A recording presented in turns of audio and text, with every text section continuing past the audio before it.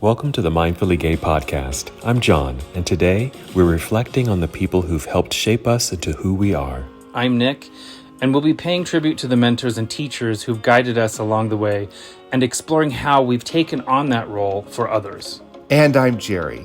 Join us as we dive into the traits of those who've influenced us and how their wisdom lives on in our everyday lives. So today is Mindfully Gay podcast day, and I just had the thought, it feels like we keep hitting these really heavy topics. And so I was brainstorming yesterday, and for whatever reason, I'm not sure why, I thought, wouldn't it be interesting to talk about mentorship and maybe talk a little bit about the mentors that have kind of helped shaped our lives and trajectories, gay or otherwise. And I think, it's interesting, a topic that's come up because Cole has often talked about how he feels like this whole layer of mentorship and eldership was lost through the AIDS epidemic. I've been, certainly there are seniors in our community. What's the relevance of mentors and elderships in our community? And so, I just thought this could be kind of a lighthearted, warm reflection on that topic. And Right. And just on that note, just popped into my head, just that thought of elders, especially gay elders, or even just elders in general. I think it seems like that's a lost, I won't say lost cause, it's not the right term, but it's just something we just don't see in this culture. It's icky. I don't know. It sucks, but old is icky, I think is what it is. And so people don't realize that that's wisdom and experience and mentorship. I mean, these are people that have literally gone through the trials and tribulations, the struggles, everything you have.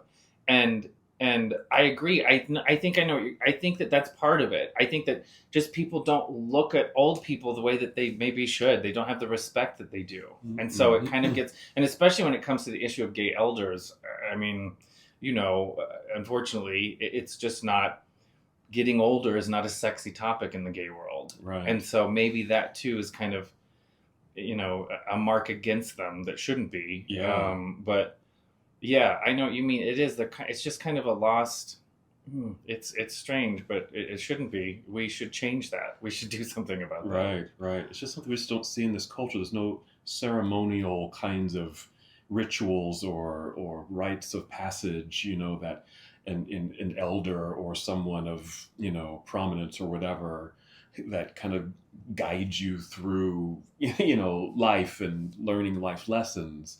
We just don't seem to have that. And, if I may, I think where it can maybe happen now, and it's a reflection of kind of just the weird system and the way that it is elder care. Like if you do end up actually caring for someone that's elder, then there is an opportunity, because you're caring for this person, maybe for some mentorship, for some storytelling, to understand life and learn from them. But, that is happening more and more because our healthcare system is where it is, and it's total crap. And we need people to help, help along these people, these elder people later in their lives. And maybe there's an opportunity there to learn from them. But for sure, beside from that, right, it's not, we don't have the ceremony. We don't have the reverence and respect for it. Like clearly it was back in the day. I mean, with Native American people's songs, if I may, those weren't written. Those were always given orally. They were passed down. And those elders were living libraries. Yes, exactly. well, it's interesting. I just came back from Mongolia, and if an elder walks into the room, a senior person, or into the yurt, they call them yurts, literally everything stops to accommodate the elder, to create space for the elder, to make sure that the elder is sitting up front. And it's interesting, Gabor Mate makes a really interesting observation about aging. And I'll just paraphrase that, what he says is that when people no longer are participating in the systems of capitalism, they stop becoming non-relevant. Mm. And in our culture, it's like if you're not producing, then we put you on the shelf. Exactly. Yeah. But I think I want to redirect this a little bit. I think maybe we've established the relevance of this topic. But I would like us to reflect on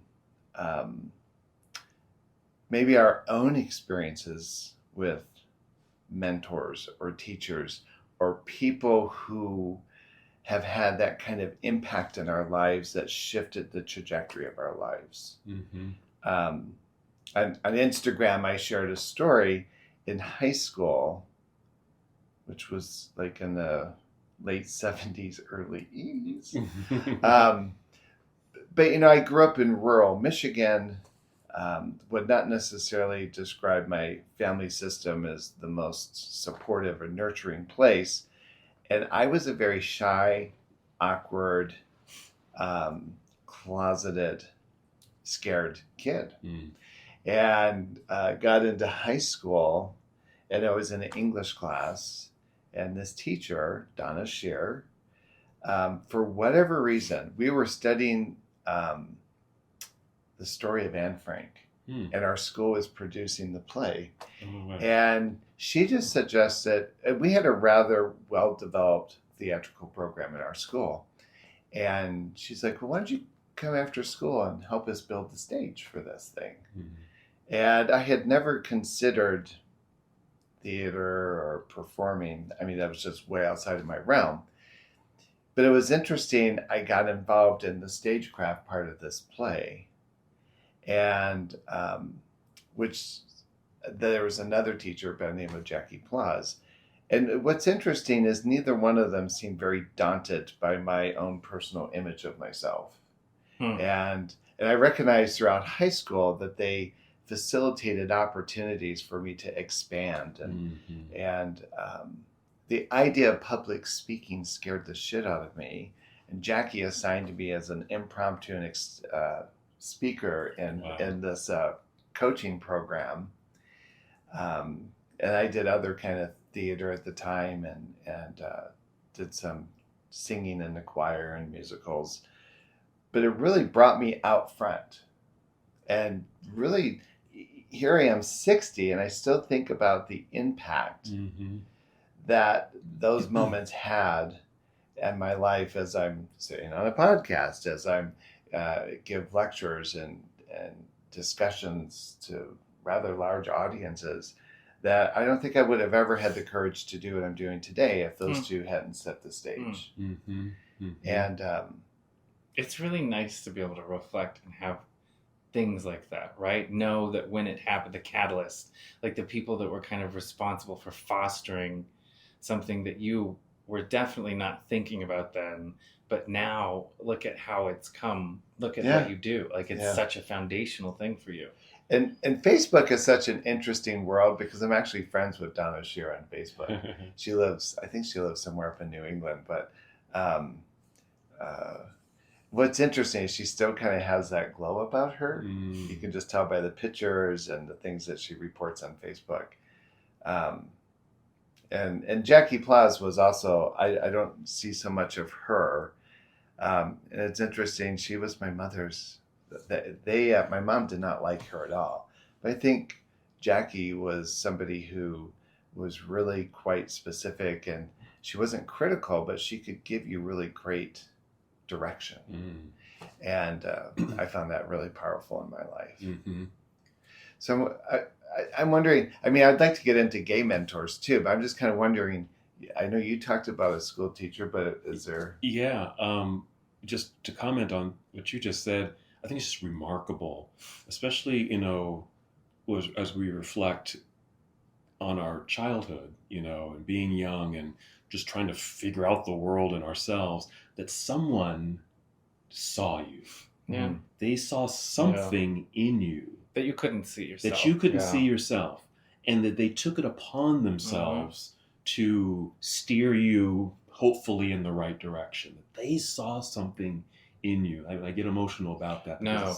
It's so special. That's what the world needs more of. Yes. Just that. Someone being altruistic and seeing like, I know how to, and I totally agree. The world needs more of those, that mentoring, that type of moment, especially in those younger years, because it literally sets the trajectory for a human. It sets the stage. It sets the stage. And so mine is kind of similar. I mean, someone who observed this little black kid in Catholic school by the name of Henrietta Pajot. She was my fourth grade teacher. I love it. And she was great. She was I know, isn't that a great name? A great and she name. was known as like the strictest teacher in the school. So this is a little tiny school, Catholic school in Oakland. It went from first grade to eighth grade, and it wasn't very big, right? And that's where I went to school. And so by the time I got Miss Pajot, and everyone was fearful of Miss Pajot, somewhere in that school year, she must have seen something in me.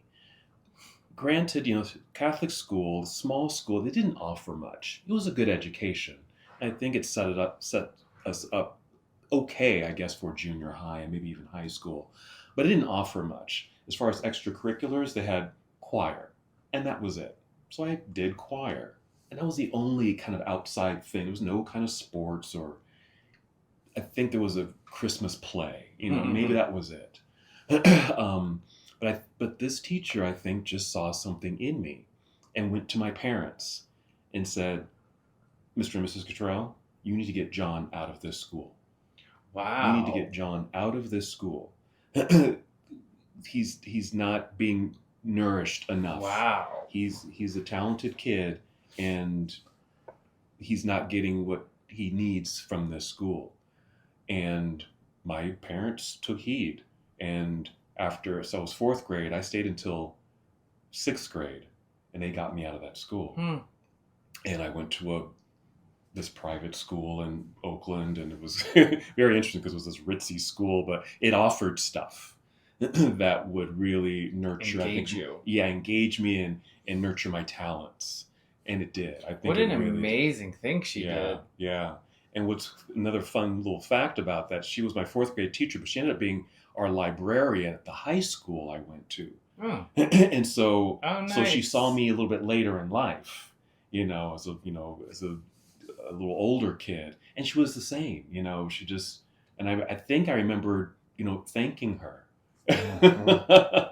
That's so cool. Because I think she saw me even thrive in high school, because it was a pretty good high school, and she saw me just kind of thrive there. She was responsible, and I think she was probably responsible for that. That's so cool. Yeah. Wow. Yeah. That's funny. I contacted, years after high school, I contacted Donna Shear. I hunted her down and said, "Hey, my name's Jerry Bowie," and she remembered me. And wow. I said, "I just have to tell you this." And there was all this ruckus going on, and I was starting to say, "I'm so grateful for what you did for me." She's like, "Everyone, stop what you're doing. Like, I need to hear this." Love that. Oh, yeah. Wait, so let me start then at the end of mine. Let me start with my story, but where you just went. And so this is a counselor, a high school counselor, and he's the reason why I went to BU. He's the reason why I left Utah and got to discover gay life and gay family. I mean, he was the reason I got out to the East and I got to leave this place. And I remember a couple years into school, I talked with him on the phone from Boston, but I was already like a year into being gay and I wasn't here. And I remember the thing that was so hard for me in my mind, because I was appreciative of this person because it was so critical in what, and ultimately ended up happening to me and me being who I am. But the lives were crossing. Like, I wasn't out yet, but I was kind of out in Boston, but I was. And so taking the phone call from him and from high school, it was tough for me. It was hard. It wasn't a great talk. It wasn't, and hearing you say that you followed up with that woman makes me think I should follow up with him now and maybe have a better conversation. But anyway, so mentor for me was a high school counselor. He was alumni at BU, Boston University. He's the one that convinced me to apply. He helped me with entrance essay. He connected me with that psychologist, the woman that worked in the prison system. He did so much for me to saw something in me that I was certainly not seeing in myself. And that last year of school, I only had one class to graduate, and he pushed me to take classes at UVSC. They had a satellite campus in Park City. So I took all psych courses and some creative writing classes. Got exposure with professors that talked about naughty things. And I just remember it was so different than North Summit High School. It was a really just oh, wow, this is what it can be like. Friends had just launched then, so that theme song was huge for me because that was me going to school. There was just I don't know, it was just there were so many. Anyway, he was just such a he saw something in me that I didn't. I started a PHP, we called it Peers Helping Peers program, where me and a couple other students, we used to tutor people that needed it after school type of thing, and he helped me with that program. But yeah, definitely. Gosh, somebody that saw something that I just would never have seen and was so responsible and just who and how and where I am today, I guess. But yeah, I miss him. Greg Bell was his name. Mm-hmm. He's a good man. It makes me think of, as I was saying earlier, where there's no kind of ritual or, the elders that we go to who are always there, that we go to for wisdom and knowledge and guidance. But it seems like it's just these people that kind of show up in our lives.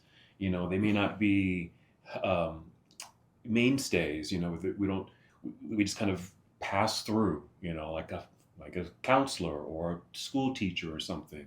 You see them for a couple years and you move on and they're kind of gone. But it's those people, I think, that are those markers that have been they laid the stones to help you go this way. Yeah, go this way. Yeah. And if you're, I don't know, not necessarily, I guess, just open enough to take their guidance, you just kind of walk along on that path. And so when I think of it that way, it's like, well, there's a lot of people in my life who were those folks, who were a light, who were a stone that got me through the darkness or got me to that next step.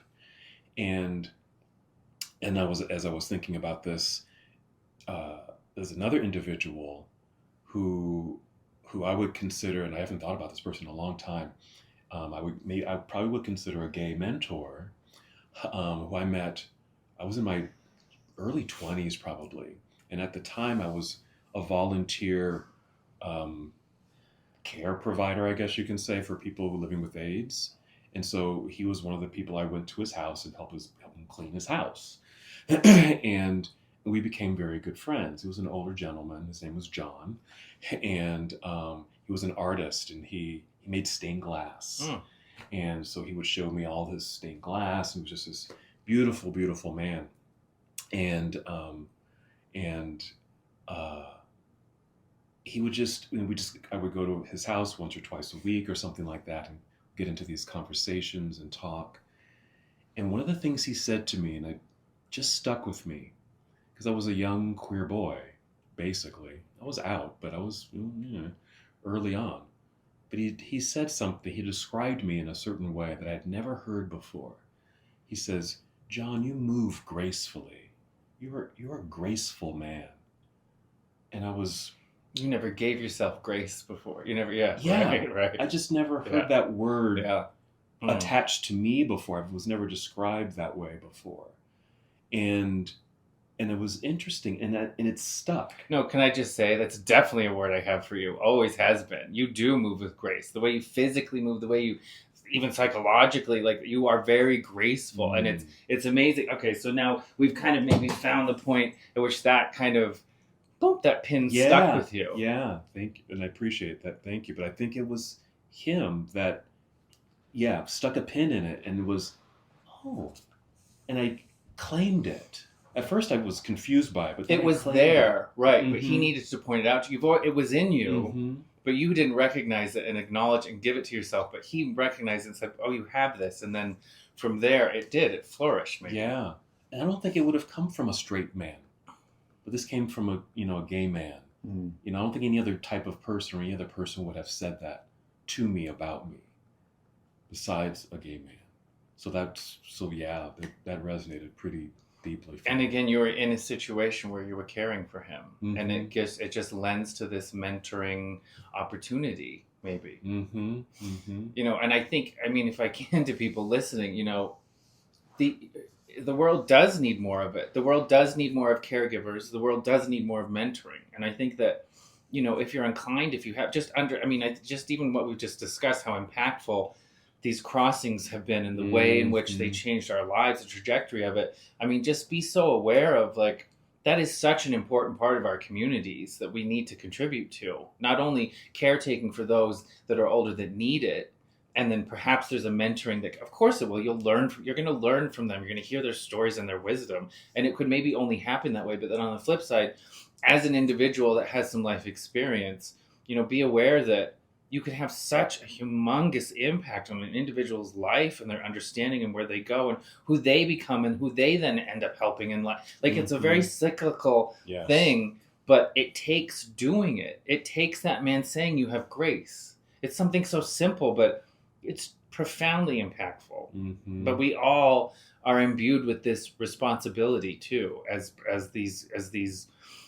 what are we? We're custodians of our community. Love that. Also reminds me of, the 4 agreements. What's the first agreement? Be impeccable with your word. Because even if you're not set out to be a mentor, I'm mentoring you, I think it's still very important, whoever you might come in contact with. As an example, For sure. Right? To be impeccable with fortitude. Well, a couple of weeks ago, we were talking about online etiquette. Yeah. Like on the apps, right? Yeah. And I've been having this reoccurring thought that, it's interesting. We work so feverishly to promote gay rights and to be seen by the general public. And we want to be integrated and we want to be, fully realized by our broader community.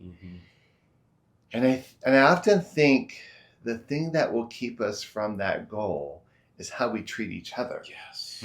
And, we're talking a little bit about how these kind words kind of push us in a particular trajectory. Isn't it interesting, the language and how we refer to ourselves, right? Pig. Dominant, right? We use these. Yeah. I'm a bear. I'm an otter. Thanks. And I get the context of that, but I also think it's interesting that this language that we use is so derogatory. And then just when people are inconsiderate, like, if someone contacts me, I will at least say good morning. I will acknowledge them. Look, the moon is rising. Is that a sunrise? Is that sunset or sunrise? Anyway, yeah. I even do that. If someone sends me a text message, even if I don't feel like I need to respond, I will at least send a thumbs up. Like, I saw it. Yeah. And by seeing it, I see you. Yes. And I think it's interesting in our culture that, because you were just talking about how old isn't sexy, and I think, just like we are actively working to make it sexy. There's no doubt. Like I know the 3 of us, the way we're keeping up with 3 hours, whatever. but we're gonna change that shit. Who was it? I'm sorry, I know I derailed your thought. Who was it that said that? No, this is a mentor of yours. Was it Charles? Yeah, that said, I'm actively changing the trajectory of aging or something like that. The narrative, yeah. The narrative, of what it means to be. You're right. That's the type of work. I mean, yes, but you're right. Right now, where the things are at, old is icky. Well, which is unfortunate because I think it goes back to this paradigm that we keep kicking around, right? That our narrative, our queer narratives tend to be very objectifying, that we look at a body and we assess its quality, we assess its value. Sometimes what I like to tell people online when they're like, you're too old, is like, well, that's okay, your youthful inexperience won't bother me. Your awkwardness, right? Your fumbling with every word won't bother me. yeah, and as I'm listening to this, I'm just thinking, in light of those that we've been mentored by, right? Like I'm thinking, I've had some really good gay mentors. My friend Clyde Hall really revolutionized my thinking about what it meant to be gay, drawing from his traditions, and he's a highly educated man. Um, really was a deep invitation to see myself in the sacred capacity. I met Harry Hayes through him. I think it's interesting. One of the things we do at our retreat, right, is we build the gay altar. Right. And we give everyone an assignment to research a gay elder, mentor, someone who shifted the trajectory of culture as we know it. And it requires people to kind of get out there and figure out. At our last retreat, right, we had this amazing table of eldership that I don't think most people gave credit to.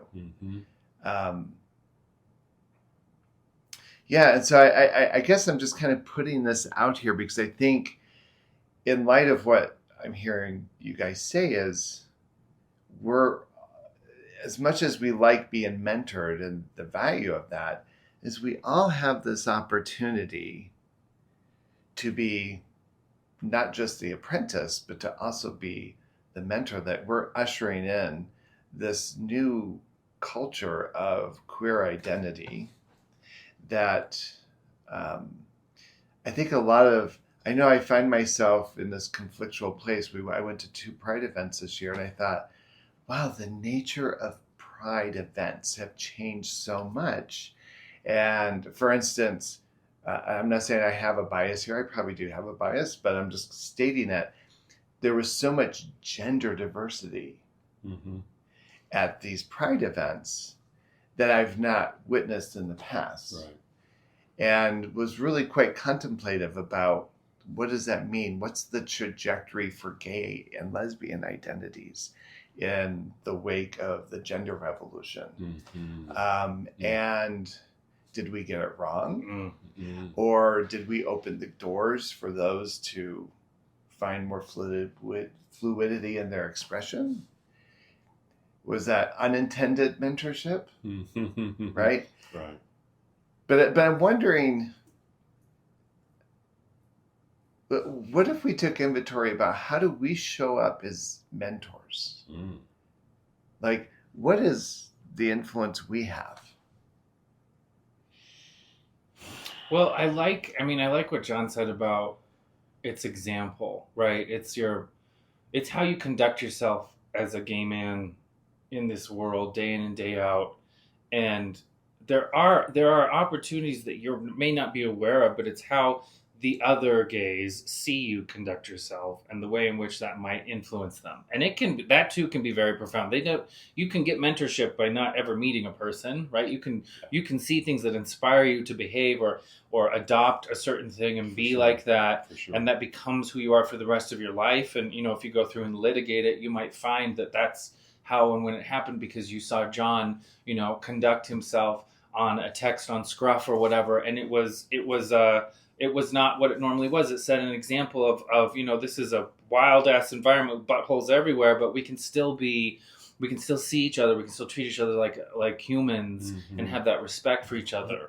I don't know. I think it's important to take on or to remind yourself that you're being watched, and it's not a pressure or anything, but I think it just helps you understand the importance of how you act and behave in this community, and the examples that you just unknowingly are providing for others. Because I know, without a doubt, through people listening, our community is much more vast than we know, right? Than we're hearing from or we're seeing at retreat or whatever it may be. There are many others that maybe aren't ready to be physically present in all of this, but they're still getting some mentorship. They're still getting some example of how to be, they're still getting lessons from elders. They're getting some of it from us. And so I don't know, for me, it makes me feel better I don't know, it makes me just feel better about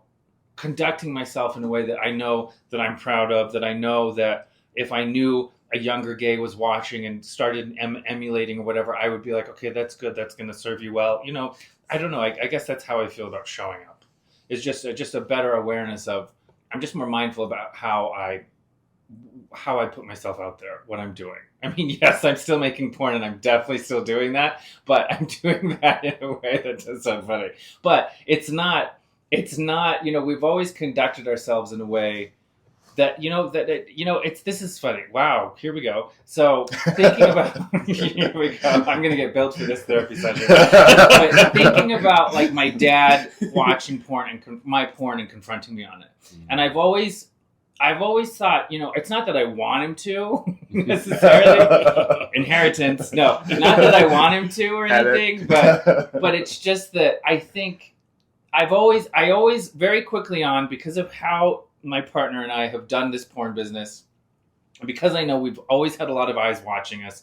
And so we've been very, you know, upfront about testing, about the conversations, about how to, you know, talk with partners about what they want and beforehand, just things that maybe don't always happen, you know. And so what I'm getting at is, if my dad were to say, what about this porn that you guys have been doing? And I always thought if that ever came up, I would tell him how proud I am of it, how proud I am of how it's put me in a community and the conversations I've had with people. Yes, there's been a ton around sex, but there's also been quite a few connections made that have not been sexual, and that mentoring has happened, and that people have turned to us. I just yesterday got a message from someone, you guys are the reason why I fuck like I do, or what is, you know, we're giving examples of things that maybe mommies and daddies don't teach their little gay boys about. Exactly. And so we're kind of, I feel proud about putting that out there. So what I'm saying is, you know, be mindful of how you put yourself out into the world and the contribution you're making, because people are watching and they can take that on as you know, in this world we're living in, mommies and daddies aren't talking about some of the things that we're talking about. And so these younger gays are finding it from us, and they're getting what they need, you know, in the sense of growing and progressing and moving forward. That makes a lot of sense, because you're saying something that I think a lot of people don't know, especially those who might be fans of your work, is that behind the scenes, and even getting your partners that go on camera with you, that there's a whole kind of a screening process, and you know, and you're really talking about just, you know, the care of the individual and this whole situation and how this is going to go. And I would imagine that these guys are going, oh, you know, thank you, you know. Yeah. This is how it's done. This is how it's done. Consent, lots of consent. Yeah, consent and safety and all these things. And that becomes titillating. It's exciting, and it's okay to talk about it. And it, you know, and for sure. Right? And so they're probably walking away from the experience like, oh wow, these guys really know what they're doing, and they are mindful about this work. And as they, I'm just, you know, I'm assuming and guessing, and I'm hoping also that when they have other sexual encounters, they remember what they learned from YouTube, right? So I think that's so important, you know, about, you know, leading by example. This is how I want to present myself in the world. I've got two kind of slants to that. When I was first coming out, or just discovering that I was gay, and even trying to put some words around that, like, what's this feeling? What is this? What's going on? And this is early 70s, right? And so my example of gay people, and we've talked about this, I've talked about this on the podcast before, were these flamboyant, you know, gay whoever's on television, right? Or they were child abusers or murderers, or just something really dark and scary. But as far as like, they were the comedic relief, and they were the sidekicks, and very flamboyant. And I'm like, is that me? Yeah. No. Right. I don't want to. Do I have to be those Do I have things? to be that to I be can't gay? be gay then, right? Exactly. I'm like, same. I don't know. Very same. So in a way, I kind of shut all that down. Yeah. You know, it's like, well, I'm not going to be that. So I need to kind of put all these layers and masks on, really, to kind of be in the world so I can be safe and not be ostracized, because that's what's happening to those folks, right? But as it turned out, I think it actually helped me. It actually helped me to kind of diversify who I am as a gay person. Mm-hmm. That I now can identify with that very flamboyant um, queen who's, just kind of out there and doing their thing. And I'm kind of reserved and quiet and and and people who know me have seen different parts of me. And they see this whole, as Jerry laughs.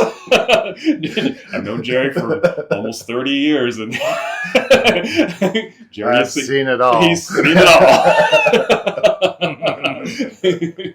all. And that's my point, is that people really, I think, get, if you've known me for a while, you get this full spectrum of John Cottrell and who this guy is. Yeah. He's not just this gay guy, he's this, he does this and he's that and he's this and, this little list of things, right? And all of which you couldn't have seen in the beginning. No. Examples you saw. Think about, the movie Mannequin? Yes. Okay, Hollywood. Remember Hollywood? Yes. Hollywood, honey. Yes. Right, so Hollywood's a perfect example. Oh my God. I remember sitting there watching, my mom's laughing, thinking, okay, it's okay. This, all right, yeah, he's good. I don't think I'm going to be like that, but I get it. It's funny. But yeah, that's exactly the same thing. Like growing up for a long time, and I had to put on layers because I just didn't know how I was going to be. I knew I couldn't quite be that, but and so yeah, and so, but this is a discussion for younger people. Yeah. I think we're probably, without a doubt, we're in a different time now. I mean, we've got a lot more mainstream examples of what being gay is, and all the spectrum, like you're talking about. There's a lot more representation along the spectrum. Yes. But sorry, go ahead. So I'm just hoping, just to wrap my thing up, my hope is that, I'm in my mid-50s, and I just hope that I am showing up as my real self, and young people, gay people especially, can just see that, oh, John's this guy, John's the regular guy. And you get what you get when you're around me. And I'm hoping, I don't know, is that a mentorship kind of space? You are not regular.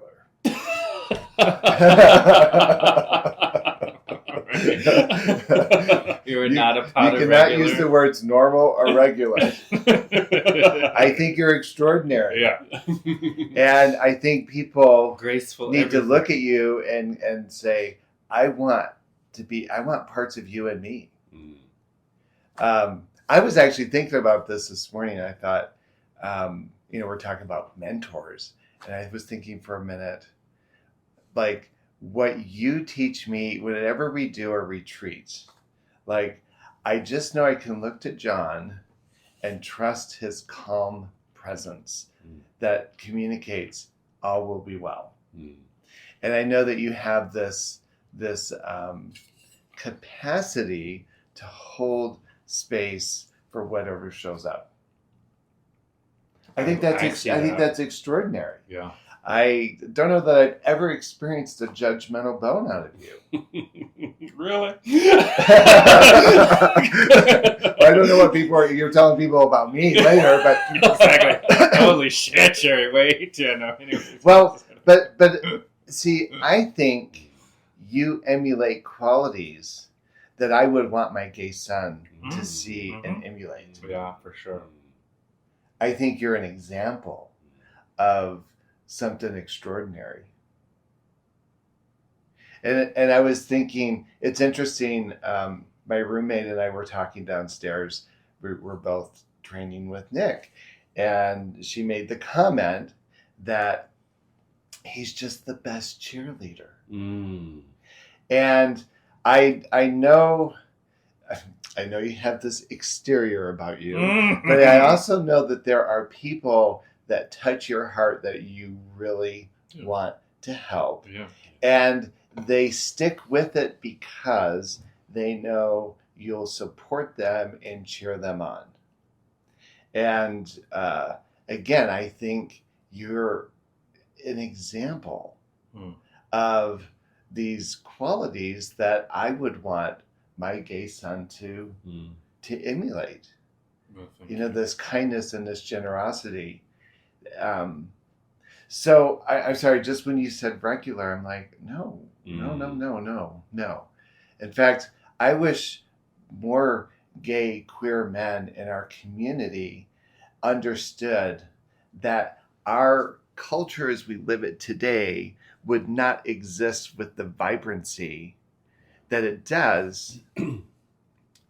The reason that exists, that vibrancy in our American culture, is because queer people have infused it into the arts, into fashion, into how we show up in the world and how we love in the world. That these are not deficits, but these are qualities that all communities could benefit from. Right. That's my tangent for today. I hear that, and thank you. I, and not to sour that, but what is interesting, I think one of the challenges, like all three of us have very unique venues, and I know both of you well enough and myself well enough to know that we represent particular strengths, right? Sex positive, body positivity, trust in people, your fluidity, your gracefulness, your Hollywood voice, right? And yet it's interesting that I know what pains me, and I know it's my issue is, boy, there are people who with precision will find our weakest links. They'll find our chinks. They'll find that place that propel us into doubt. And that's why I kind of brought up the whole online thing, right? Is how well do we know who we're talking to? And what would happen to the conversations if we really embarked on amplifying each other's strengths as opposed to saying the negative things that we propel at people? You know, you do things naked and you're a sex thing, and I'm not always perfect in how I communicate things. And guess what? I know all that. Mm-hmm. I don't need you to point it out. Mm-hmm. You know, even this podcast, you know, there are people who will take exception and how can you say those things? I'm not an expert on anything, and I'm not an authority on anything. I just have my opinion. And all we're trying to do here is stimulate conversation. Right. And sometimes people miss the ambition of the conversation and want to attack messengers. Sure. And so I'm wondering if we were trying to mentor someone in that role, how would we challenge them to go beyond the naysayers, if you will? I think I need this guidance. Well, but I think, you know, it's how well do you know yourself then, right? Yeah. Because if you're having somebody say you're an old shit or whatever the fuck it is, these morons say. It's true. Well, whatever. But no, it's not true. It's not true. Okay, we all three know here that does not fit any one of us here. But it's so I don't know. I know what you're saying. Like it's a place, it's a thing that needs to change. The critic is powerful. Yeah, but the self-critic is the most powerful, right? So when that person over there who knows nothing about me says something, and they're clearly going through shit, but they've said something that I kind of maybe still think about myself or whatever, I push into a corner and I think I'm okay because I'm this and that and I'm running 10 miles a day or what, but it's still there. And they can say it, and it'll bring it right back up, and all of a sudden it seems like it's valid because this person 2,000 miles away who knows nothing about me has said something that I've kind of held, some type of baggage that I've held on to. Mm-hmm. I think that I think it's too lofty to say, you know, we need to start being better with each other. We need to start treating each other with respect. I get it, but I don't think that's the path to making it happen. I think the better place is to get better with yourself. And know who you are yourself and feel, you know, a better sense of confidence with the good things about yourself. Give yourself credit, for Christ's sake, about all of these good things. Know that person internally, be confident with that understanding, and then that's how you are out in this world. And then still the morons are going to come about, but they haven't taken the time to understand who they are. Perhaps is what it is. I don't know. Is that kind of an answer? I think it's an answer, and I would add on to that. It's it is about knowing yourself, the light part of self and the shadow parts of self. Yeah. I would just add that piece, the shadow parts of self. So then you know yourself wholly, so that if someone happens to make a comment and they don't even know you from Adam, that you can just go, yeah, I am aware about that.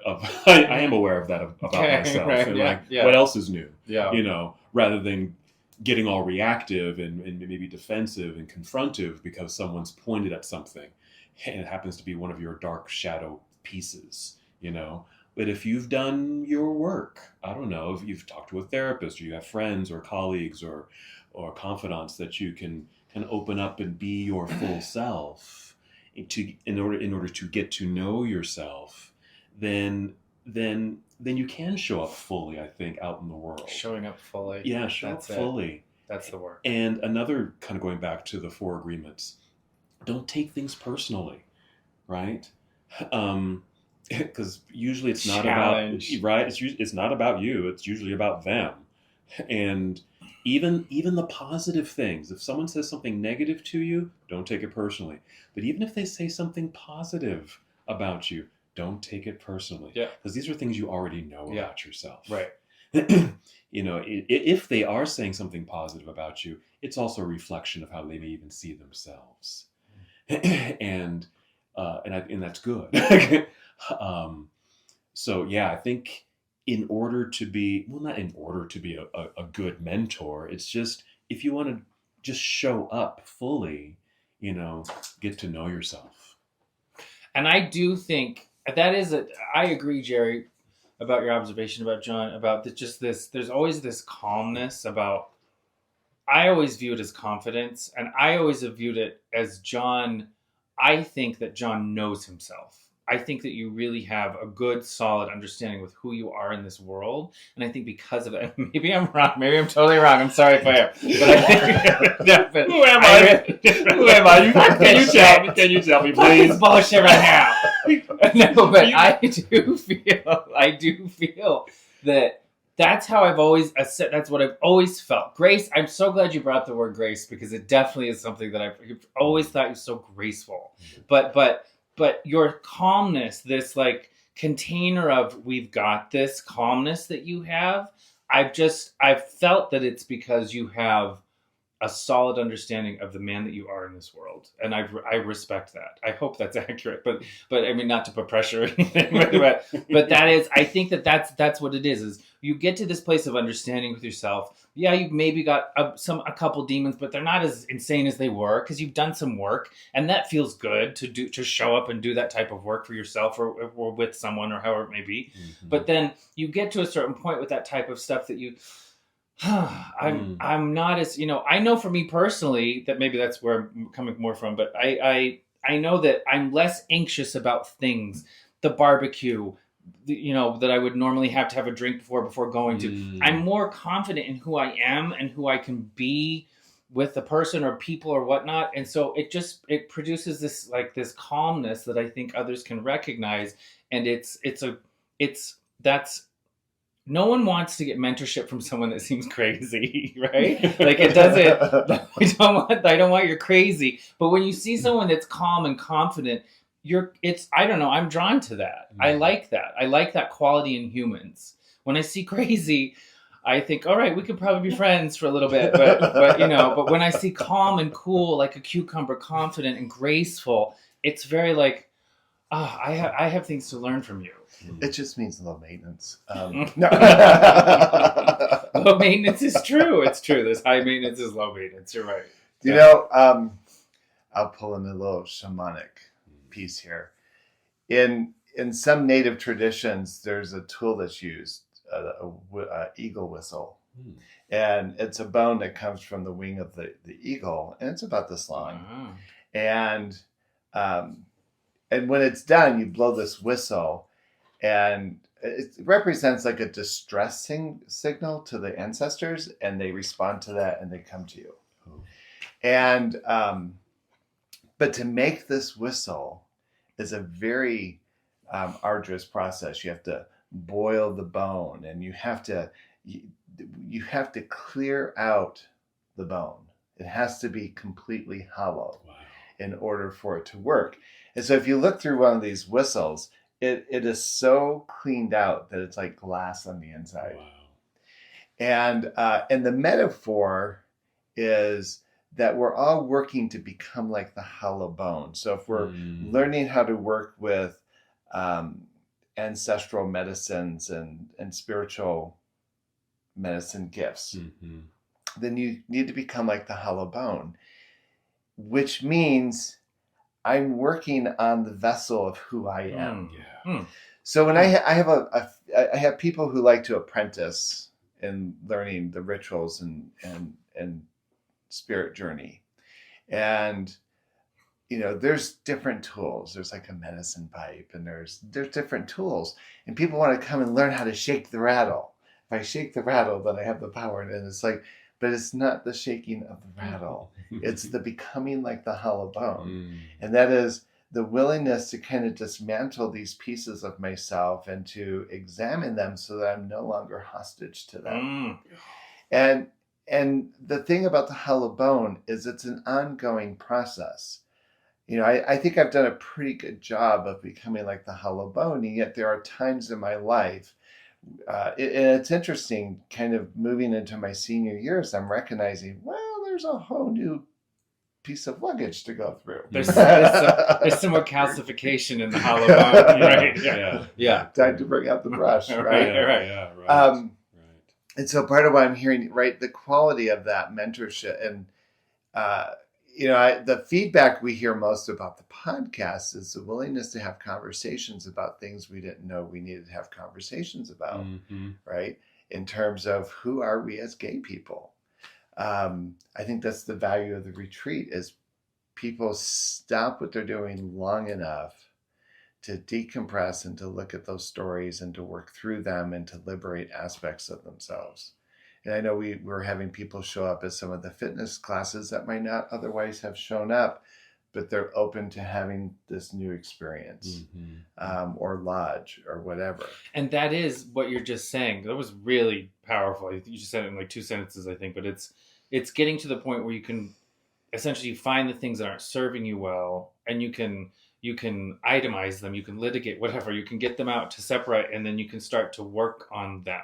And I'll tell you, for me, aging, that has been the thing that has been most profound for me, is to finally get to a point where I'm not just this fucking hamster in a wheel, just running around with all this stupid bullshit all the time, every day, to the point where I can just like stop and say, okay, I'm really annoyed with these things that this makes me feel uncomfortable. This is a warning sign or something, whatever it is, as opposed to, I hate this. I change this about myself to, okay, I'm feeling this. It means I'm not comfortable in a situation. What does this mean? Like getting to a different place with stuff and starting to, I mean, at least in terms of getting older, getting out of, I guess, probably my 30s, I don't know, maybe getting out of my 30s was able to start doing that more. And that, it's not picking up the rattle and shaking it. It's doing the work so that you can become the person that picks up the rattle and shakes it.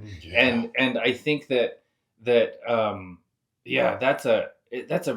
really feels good to finally get to that point where you just have greater control over your mind. It's not controlling you.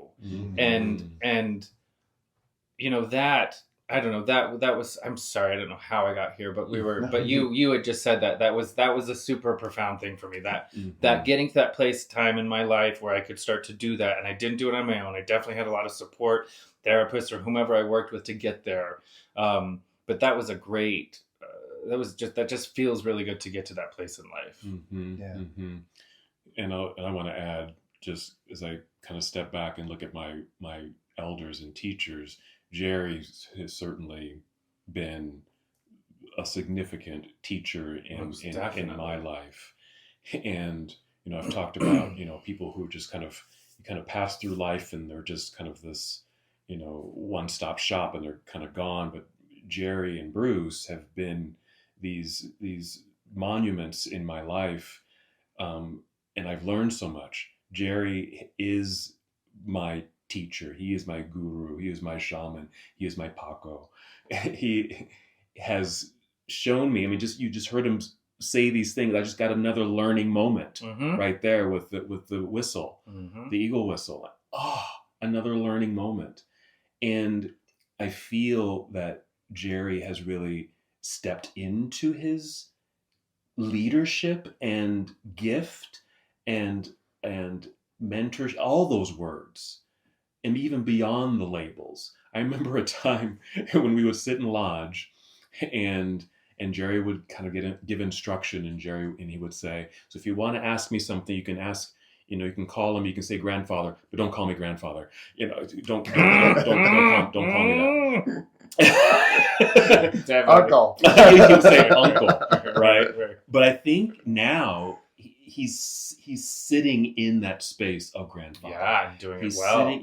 He's sitting in that space very confidently and securely, and people sit at his lap, and receive his blessings and receive his teachings. He is grandfather, and that's such a beautiful gift, and I think that's what he contributes to my life, but also contributes to Mindfully Gay in this group, in the retreats. If you just want to be in the presence, we're talking about, we're just showing up as we are.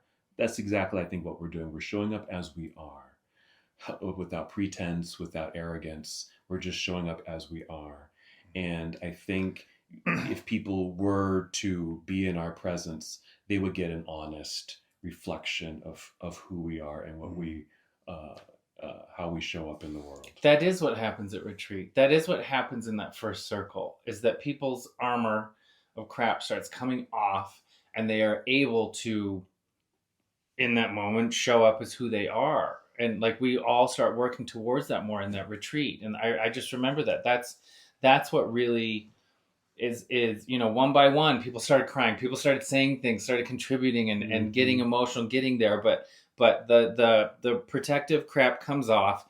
We're all here, stepping towards becoming who we are. And it's deep. It is in awe. It's a deeply profound thing to witness something like that. Well, thank you for your words. Continue. No. I got more. As you were talking, I thought, grandfather, like, oh, naughty grandfather. But I say that not to like be self-critical, but in acknowledgement that I believe I've hit those milestones, and I'm also very conscious of the work that I'm still doing. And I think I've shared this story before, when Bear Boy and Meladoma were passing away, I was with them. And the most recent was when Meladoma passed away, and he was, his request to us was, I just need one more day to finish my work. And he was talking about that work of, there's things I need to resolve before I cross over, and I need to do that within myself. Yeah. And that was such a powerful moment to think, oh, even at the finish line, we're still working. We're still working. Yeah. And always will treasure that brief moment because it was so profound. I have a deep conviction.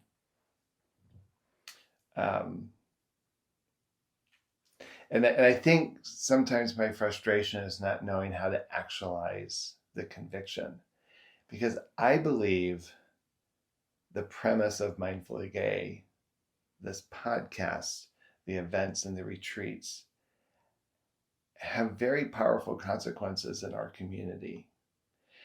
I think for me, the doubt is perhaps not recognizing how to draw people into it, and to bring them across into that place of having this adventure with consciousness, and this adventure with spirituality in the context of, in the absence of dogma, and in the presence of what intuitively is real for you. what resonates with you. I don't know, maybe some of our viewers have ideas about what are the things that hold them back. But I do believe, I was thinking about in all the podcasts in the world, there's not a lot of podcasts that are doing what we're doing. There's lectures, there's experts, and yet I really believe collectively, and what I'd really like to do, and we were talking about this earlier, is finding 2 or 3 guests that we can bring in who are just part of the community to kind of integrate them into the conversation as guest stars, if you will, kind of like what we've done with Cole. But I believe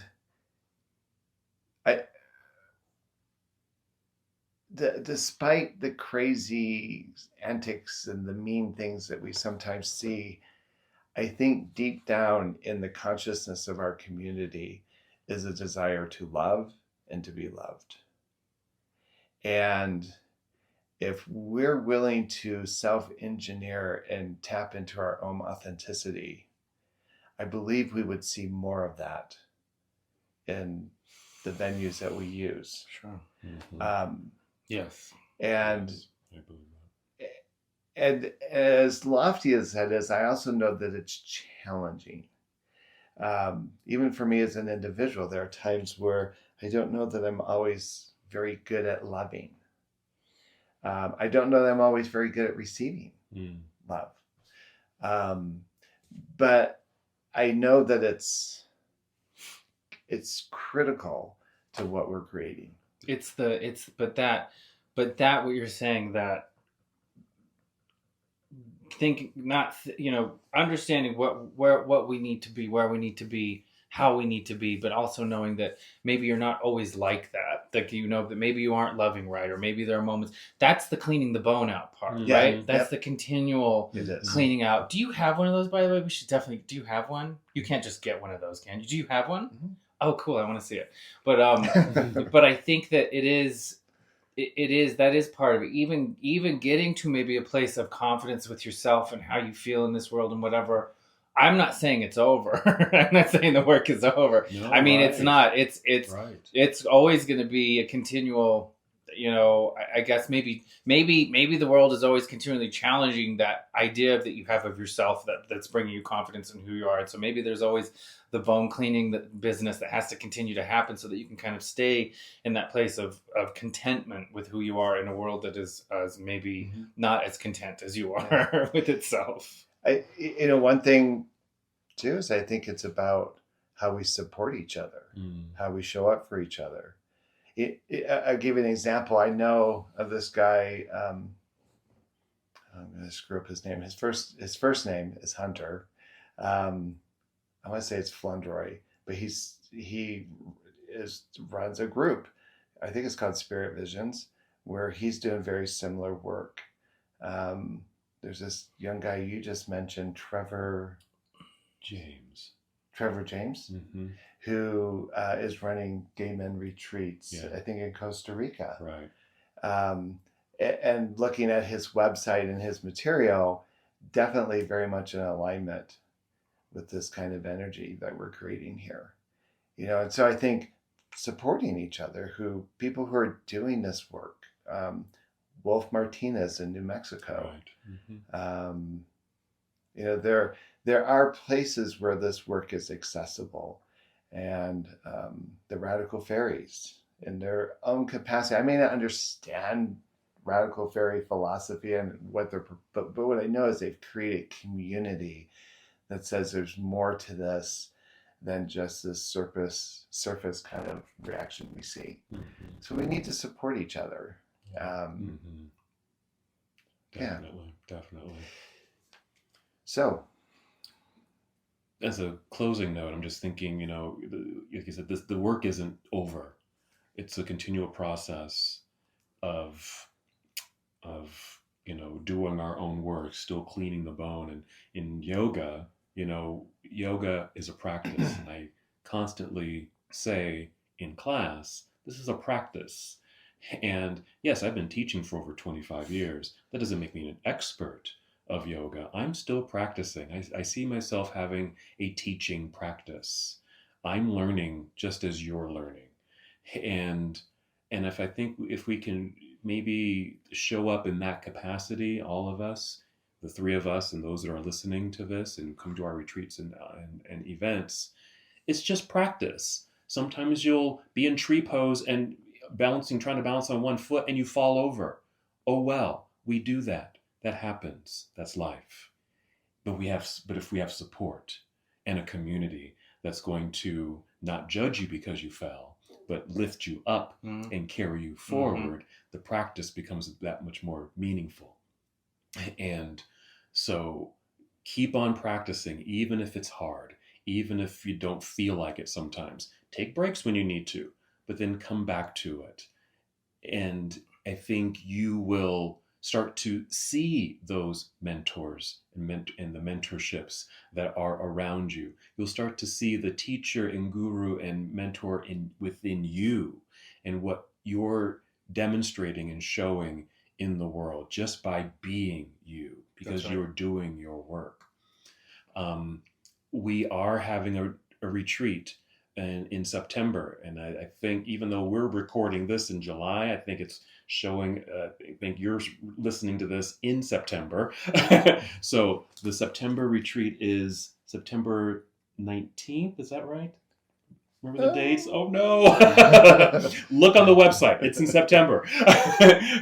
mindfullygay.com. Our fall retreat. If you happen to be in Salt Lake City, join us. Be a part of this. Be in the presence of. Share your stories. We welcome it all. And just as you are listening to this for yourself, maybe share this particular episode with someone who could benefit from it. So I think that's it, you guys. We want to thank you for listening, and we look forward to seeing you in the next episode of the Mindfully Gay podcast. Thanks for tuning in to this episode of the Mindfully Podcast. We hope our reflections on mentorship have sparked some thoughts of your own. Don't forget to visit us at mindfullygay.com. Join the conversation, check out our calendar of free social events, and stay connected with our growing community. And if you're ready to take your journey deeper, don't miss the Mindfully Gay Weekend Retreat happening September 20th to the 22nd. You can register now on our website. We can't wait to see you there.